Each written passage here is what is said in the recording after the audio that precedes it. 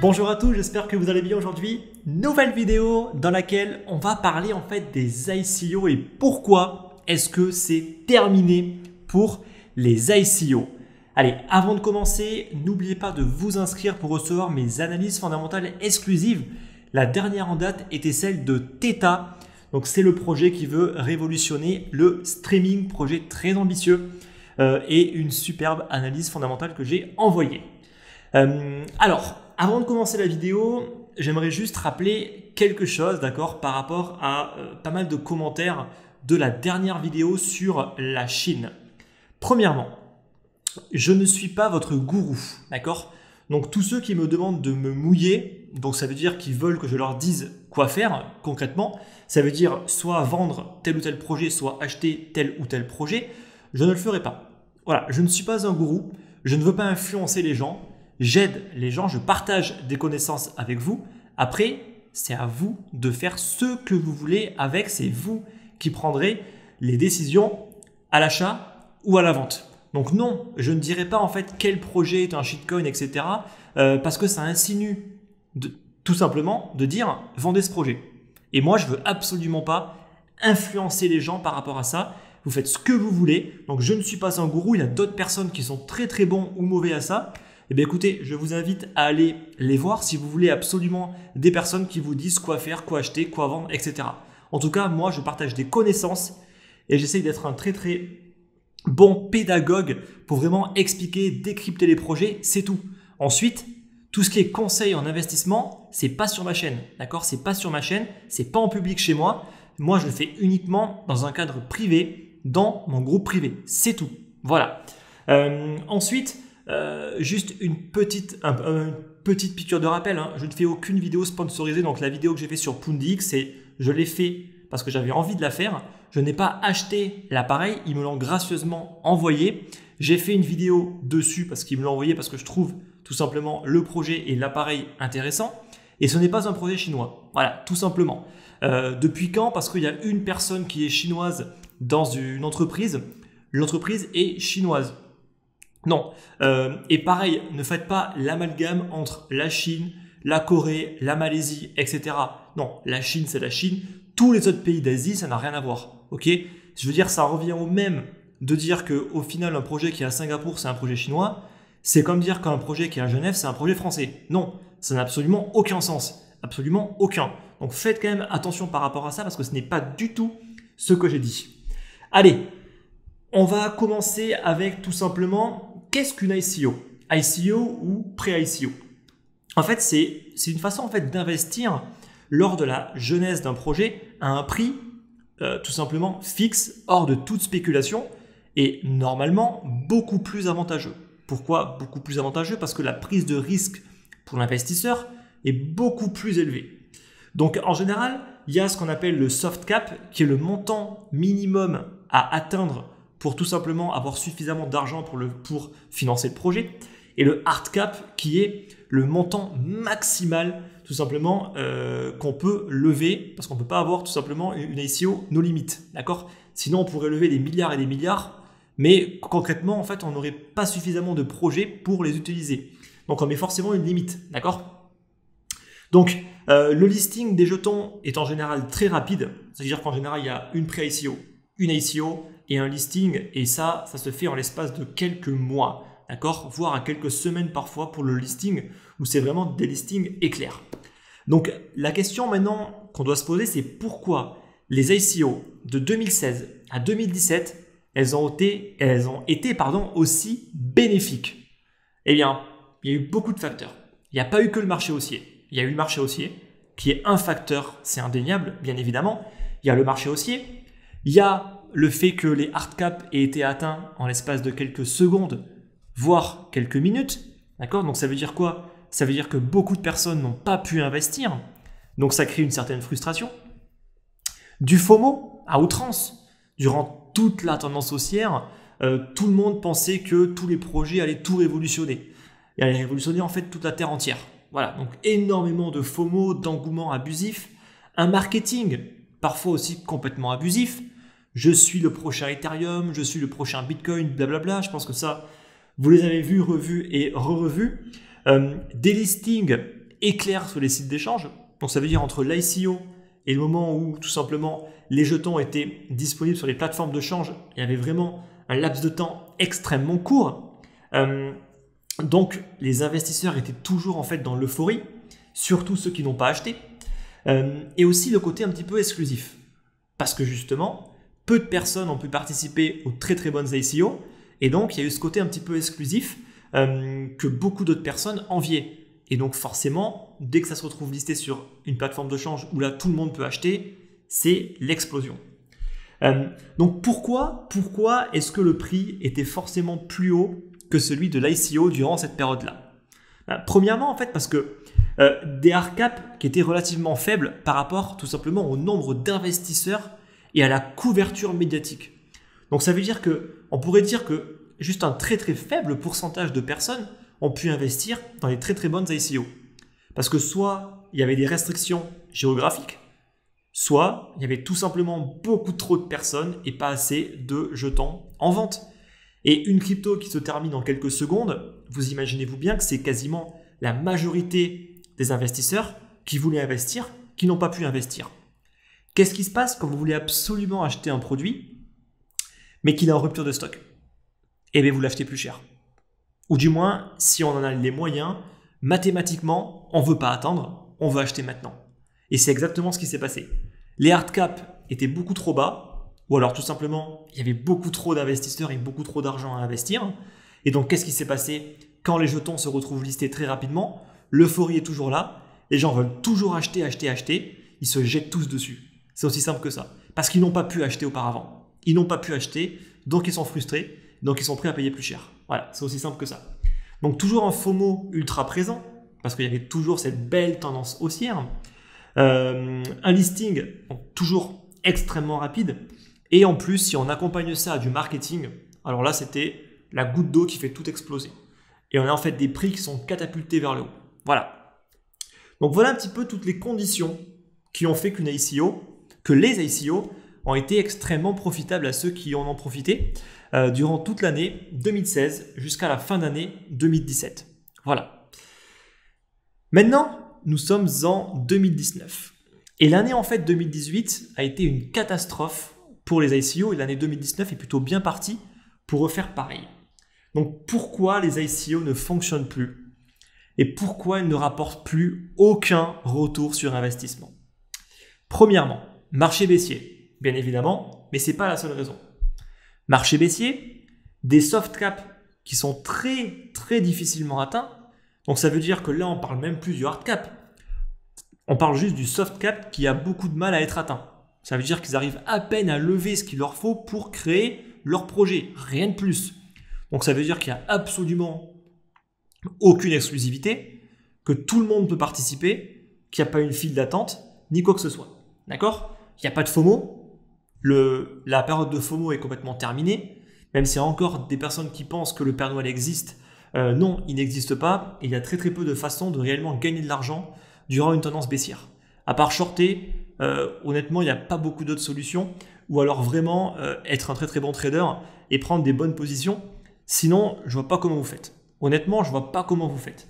Un marketing toujours abusif, voire très poussé, parce qu'il y a tellement peu d'investisseurs qu'on met tout dans le marketing, ce qui n'est pas forcément une bonne solution. Un listing qui est toujours très rapide, mais attention, qui est quand même limité à certains brokers comme IDEX, où c'est très facile d'être listé et ça ne coûte rien, ou XBTC, si on accepte leurs conditions de listing. Il y en a d'autres, bien évidemment, mais voilà, on ne peut pas non plus se faire lister comme ça sur des gros sites comme Bitfinex, Binance, etc. Là, c'est beaucoup plus compliqué, ça prend beaucoup plus de temps, sauf si on est à Miami avec CZ, le CEO en fait de Binance. Plus aucun côté exclusif. En fait, l'exclusivité d'investir pré-ICO ou en ICO, elle n'existe même plus. Parce qu'au final, il n'arrive même plus à atteindre le hard cap. Donc ça veut dire que personne ne veut investir en fait. Personne ne veut investir. Et aussi un risque qui n'est même plus récompensé. Parce qu'au final, il n'y a pas du tout grande foule pour investir, personne ne veut investir, et en plus, une fois que c'est listé, le prix se casse la gueule. Donc, il n'y a plus aucun intérêt d'investir dans une ICO. Parce que le seul intérêt, c'est d'investir avant tout le monde et d'investir à un prix fixe en dehors du marché. C'est ça en fait l'intérêt. Mais si le marché décide que le prix il est beaucoup trop fort, là c'est un gros problème. Là c'est un gros problème surtout pour ceux qui ont investi. Donc le problème justement, il est où? Le problème il est qu'en fait, une ICO ne signifie, je me répète un petit peu mais c'est important, plus du tout une exclusivité, donc une perte d'intérêt. Le prix de vente est beaucoup trop élevé. D'accord? Ça aussi c'est très important. Et un tout petit exercice, calculer la market cap du projet en fonction du prix de vente du jeton. Et vous verrez tout simplement s'il y a une cohérence ou pas. Un projet sans produit, sans rien, qui a un prix qui le propulserait tout de suite dans le top 100 ou top 200, ça n'a absolument aucun sens. Absolument aucun sens. Donc juste faites ce petit exercice et vous verrez que c'est complètement surévalué. Le prix fixe est complètement surévalué. Donc un risque plus du tout récompensé, ni pendant l'ICO, ni même pendant la pré-ICO. On a beau avoir des bonus à 50-60%, quand le prix perd 95%, le bonus, il sert à rien. Un listing, alors même que le risque est toujours présent, et c'est tout le problème en fait, c'est-à-dire qu'on fait une ICO, voire une pré-ICO, on prend beaucoup de risques. Il n'y a pratiquement rien de concret, il y a juste un livre blanc, il n'y a pas de produit, il n'y a pas de service, il n'y a pas de client. Donc là, on prend un gros risque et on achète à un prix fixe, fixé par le projet. Mais le problème, il est où en fait? Le problème, il est qu'en fait, on liste tout de suite en fait, le jeton. Donc ça veut dire quoi? Ça veut dire qu'en fait, le risque est toujours présent. Il n'y a toujours pas de service ou de bien. Il n'y a toujours pas de client. Il n'y a toujours rien en fait. Mais là, on laisse le marché décider du prix. D'après vous, il se passe quoi? Enfin, il se passe quoi? Mais il se passe que le prix, boum, il tombe. Parce qu'il n'y a absolument aucune raison que le prix monte. Absolument aucune. Parce qu'il n'y a rien. Il n'y a absolument rien. Donc, il n'y a absolument en fait aucun intérêt d'investir dans une ICO si 2 semaines après, les jetons se retrouvent listés. D'accord? Je veux dire, c'est vraiment un modèle qui aujourd'hui est à bout de souffle et qui a clairement montré ses limites par rapport à ça. Je vais faire une petite aparté. Imaginez qu'une entreprise qui a 6 mois d'existence, sans produit, sans client, sans chiffre d'affaires, se retrouve listée sur le marché financier via ce qu'on appelle une IPO. Qu'est-ce qui va se passer? Le marché en fait va tout simplement décider que l'entreprise ne vaut rien. Ce qui est logique, parce qu'il n'y a ni client, ni produit, ni chiffre d'affaires. Donc en fait, une ICO qui se retrouve tout de suite listée, ça en revient à demander le prix au marché. Donc pourquoi investir durant l'ICO? Surtout durant une tendance baissière, alors qu'il n'y a plus aucune euphorie et qu'on sait pertinemment qu'en fait le prix va forcément tomber car il a été surévalué. Voilà. Donc là vous avez la réponse de ce qu'il faut faire, c'est-à-dire ne pas investir dans une ICO ni en 2018 ni en 2019. Et pourtant je sais qu'il y a encore des personnes qui continuent à croire que ça fonctionne.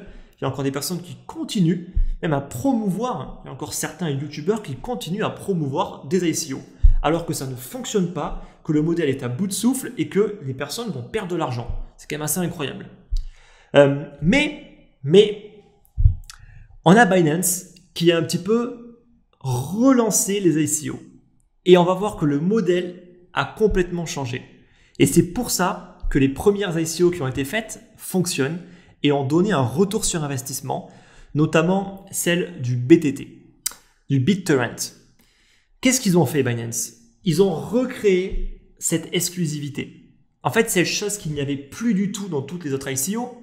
Tout le monde pouvait investir, même qu'ils n'arrêtaient pas en fait tout simplement de faire du marketing parce que personne ne voulait investir dans leur ICO. Donc il n'y a absolument aucune exclusivité. Binance, ils ont justement recréé cette exclusivité.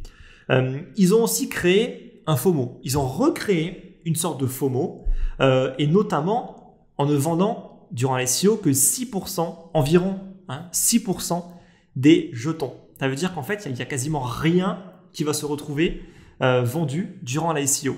Donc ça veut dire qu'il y aura très très peu de personnes qui vont pouvoir acheter. Ils annoncent ça quelques semaines avant, d'accord, histoire que les gens n'aient pas trop le temps en fait de se préparer. histoire que les gens soient tous à l'affût et n'oublient pas qu'il y a une levée de fonds. Très très bon du côté marketing. Ils mettent des quotas par investisseur où ils ne peuvent investir que jusqu'à 1500 $, ce qui est vraiment peu. Donc ça va vraiment limiter au final l'investissement pour augmenter le nombre de personnes qui vont pouvoir investir.